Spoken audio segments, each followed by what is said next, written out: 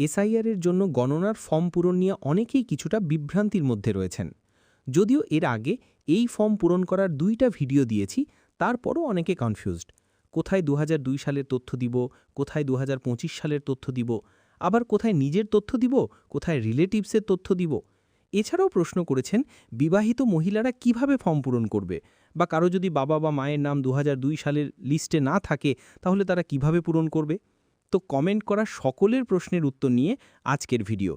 এই ভিডিওটি শেষ পর্যন্ত দেখলে এসআইআর-এর ফর্ম পূরণ করতে আর অসুবিধা হবে না, তাই ভিডিওটি শেষ পর্যন্ত দেখুন। তাহলে চলুন শুরু করি আজকের মূল আলোচনা। আপনারা স্ক্রিনে যে ফর্মটি দেখতে পাচ্ছেন, এটি হলো সেই এসআইআর ফর্ম। এই ফর্মটি আপনার এলাকার বিএলও নিজে আপনার বাড়িতে দিয়ে যাবেন এবং পূরণ করা হয়ে গেলে তিনি আবার আপনার কাছ থেকে সংগ্রহ করে নিয়ে যাবেন, তাই আপনাকে কোথাও যাওয়ার প্রয়োজন নেই। লক্ষ্য করুন, ফর্মের ওপরেই লেখা আছে ভারতের নির্বাচন কমিশন গণনার ফর্ম। এটি বাংলা ফর্ম এবং আমাদের পশ্চিমবঙ্গে এই বাংলা ফর্মেই এসআইআর-এর কাজ হবে। অনেকে একটি ইংরেজি ফর্ম দেখেছেন, কিন্তু সেই ফর্মে কাজ হবে না, এই বাংলা ফর্মটি চূড়ান্ত। ফর্মের একদম ওপরে বাম দিকে আপনার এলাকার বিএলওর নাম এবং ফোন নম্বর লেখা থাকবে। এই নাম্বারে ফোন করে আপনি ফর্ম পূরণ বিষয়ে সাহায্য নিতে পারবেন। এবার আসুন ফর্মের বাম দিকের অংশে। এখানে দেখুন আপনার নাম, আপনার ভোটার কার্ডের নম্বর বা এপিক নম্বর এবং আপনার ঠিকানা আগে থেকেই ছাপানো অবস্থায় থাকবে। এই তথ্যগুলো আপনার বর্তমান ভোটার কার্ড অনুযায়ী দেওয়া থাকবে। এর ঠিক পাশেই দ্বিতীয় ঘরে আপনার বিধানসভা কেন্দ্রের নাম, ভোটার তালিকার পার্ট নম্বর এবং সিরিয়াল নম্বরও লেখা থাকবে। এই অংশে আপনার কাজ শুধু একবার মিলিয়ে নেওয়া যে সব তথ্য সঠিক আছে কিনা। এখানে একটি কিউআর কোডও দেখতে পাবেন। এই কোডটি স্ক্যান করলে আপনার ভোটার সংক্রান্ত সমস্ত তথ্য আপনি দেখতে পাবেন। আর তার পাশেই আপনার বর্তমান ভোটার কার্ডে যে ছবিটি রয়েছে সেটি দেওয়া থাকবে। অবশ্যই দেখে নেবেন ছবিটি আপনারই কিনা। এবং এর পাশেই দেখুন এখানে সাম্প্রতিক ফটো সাটান বলে একটি খালি জায়গা রয়েছে। এইখানে আপনাকে আপনার একটি নতুন রঙিন পাসপোর্ট সাইজের ছবি আঠা দিয়ে সাবধানে লাগিয়ে দিতে হবে। এর ফলে এসআইআর প্রক্রিয়া শেষ হওয়ার পর যখন আপনার বাড়িতে নতুন ভোটার কার্ড আসবে, তখন সেই কার্ডে এই নতুন ছবিটি ছাপা থাকবে। তাই চেষ্টা করবেন একটি ভালো এবং স্পষ্ট ছবি এখানে ব্যবহার করার।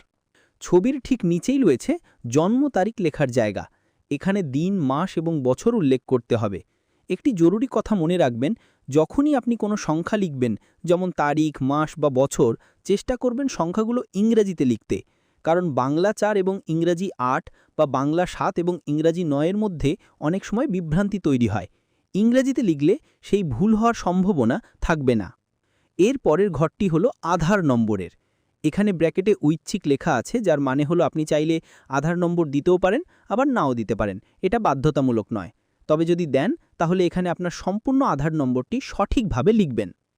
তারপর আপনাকে আপনার মোবাইল নম্বরটি লিখতে হবে। যদি আপনার বাড়িতে একটিই মোবাইল ফোন থাকে তাহলে পরিবারের সবাই সেই একই নম্বরই নিজেদের ফর্মে ব্যবহার করতে পারেন। এর জন্য কোনো সমস্যা হবে না। প্রত্যেকের জন্য আলাদা আলাদা মোবাইল নম্বর লাগবে এমন কোনো নিয়ম নেই। এবার আসুন অভিভাবকের তথ্যের অংশে। এখানে পিতা অথবা অভিভাবকের নাম লিখতে বলা হয়েছে। আপনার বর্তমান ভোটার কার্ডে যদি বাবার নাম লেখা থাকে তাহলে এখানে বাবার নাম লিখবেন। বিবাহিত মহিলারা এখানে বিশেষভাবে মনোযোগ দিন। আপনার ভোটার কার্ডে যদি স্বামীর নাম লেখা থাকে তাহলে আপনি এখানে স্বামীর নাম লিখতে পারেন।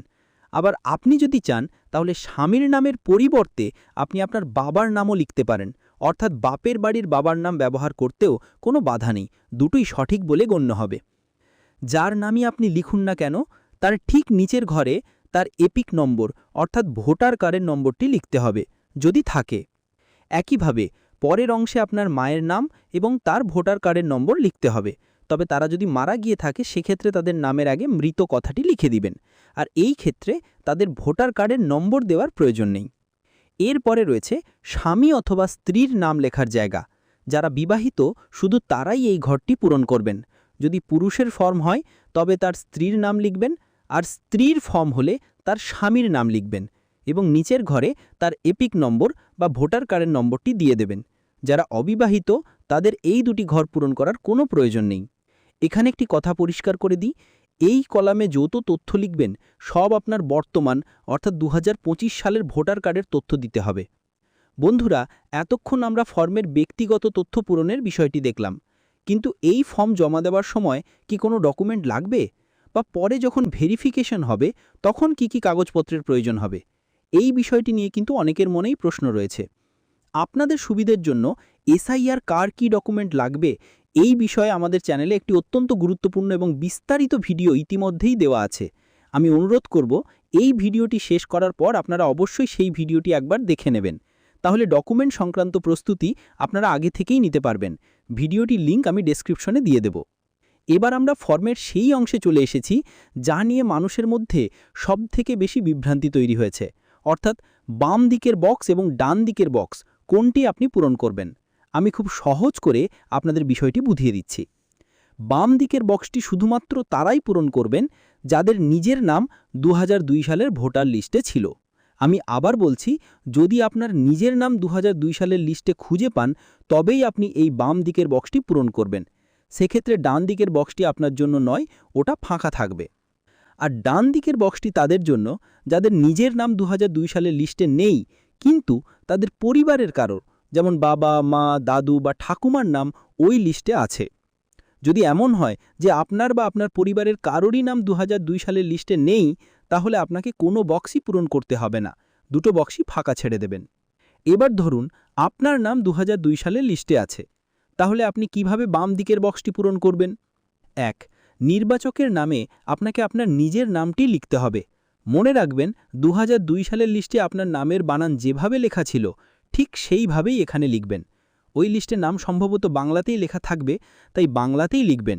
নামের মধ্যে যদি কোনো ভুল থাকে সেই ভুলই লিখতে হবে। 2. এপিক নম্বরের ঘরে 2002 সালের লিস্টে যে ভোটার কার্ডের নম্বর দেওয়া ছিল সেটি লিখবেন।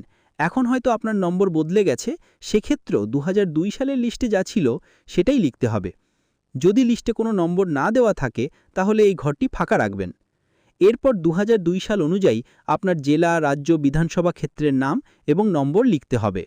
আর সবশেষে ওই লিস্ট অনুযায়ী আপনার অংশ নম্বর এবং ক্রমিক নম্বর লিখতে হবে।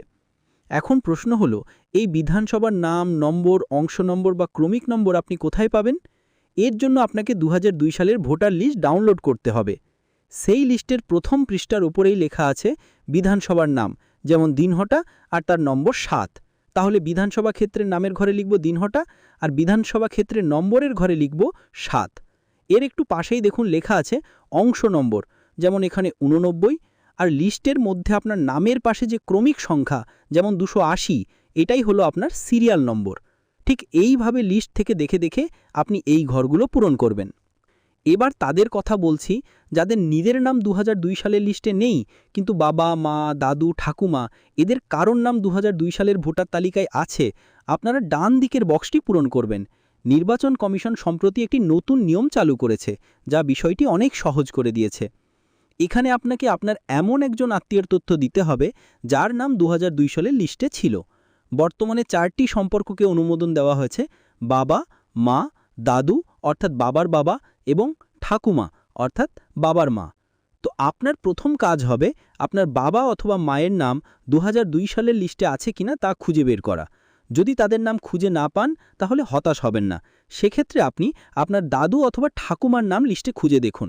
যদি তাদের নাম পান তাহলে তাদের তথ্য দিয়েও আপনি এই ফর্ম পূরণ করতে পারবেন। উদাহরণস্বরূপ ধরুন আপনার বাবার নাম 2002 সালের লিস্টে আছে, তাহলে 1. নামের জায়গায় আপনাকে আপনার বাবার নামটি লিখতে হবে। 2. এপিক নম্বরের ঘরে 2002 সালের লিস্ট অনুযায়ী আপনার বাবার ভোটার কার্ডের নম্বরটি লিখতে হবে। 3.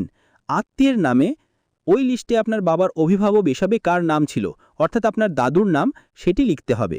এরপর সম্পর্ক, জেলা, রাজ্য, বিধানসভা এবং লিস্টের পার্ট এবং সিরিয়াল নম্বর যেমনটা আগে দেখিয়েছি ঠিক সেইভাবে পূরণ করতে হবে। বিবাহিত মহিলারা এক্ষেত্রে তাদের বাপের বাড়ির সম্পর্কের ভিত্তিতেই এই ঘর পূরণ করবেন, অর্থাৎ নিজের বাবা মা বা নিজের দাদু ঠাকুমার তথ্য দেবেন, শ্বশুর বাড়ির নয়। আমি আবারও বলছি, যদি নিজের নাম 2002 সালের লিস্টে থাকে তাহলে শুধু বাম দিকের কলাম পূরণ করবেন 2002 সালের তথ্য দিয়ে। 2002 সালের লিস্টে কোনো ভুল থাকলে ভুলই লিখতে হবে। আর যাদের নাম 2002 সালের তালিকায় নেই কিন্তু বাবা, মা বা কিংবা ঠাকুরদা এদের যার নাম আছে তার মধ্যে একজনের 2002 সালের তথ্য দিতে হবে। এবার ফর্মের একদম নিচে দেখুন স্বাক্ষর করার একটি জায়গা রয়েছে। যিনি ফর্মটি পূরণ করছেন তাকে এখানে সই করতে হবে। যদি বাড়ির কোনো সদস্য বাইরে থাকেন তার হয়ে পরিবারের অন্য কেউ, যেমন বাবা, মা বা স্ত্রী, ফর্মটি পূরণ করে দিতে পারেন। সেক্ষেত্রে যিনি সই করবেন তাকে ব্র্যাকেটে আবেদনকারীর সঙ্গে তার সম্পর্কটি উল্লেখ করে দিতে হবে, পিতা বা মাতা।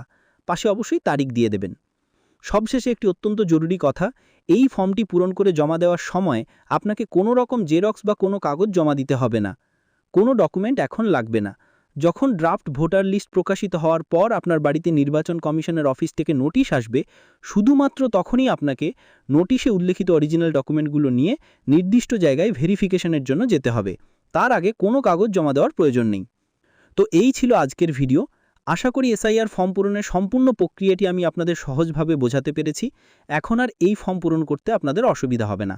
আজকের নিয়ম অনুযায়ী বাবা, মা, দাদু এবং ঠাকুমার সম্পর্কের ভিত্তিতেই ফর্ম পূরণ করা যাচ্ছে।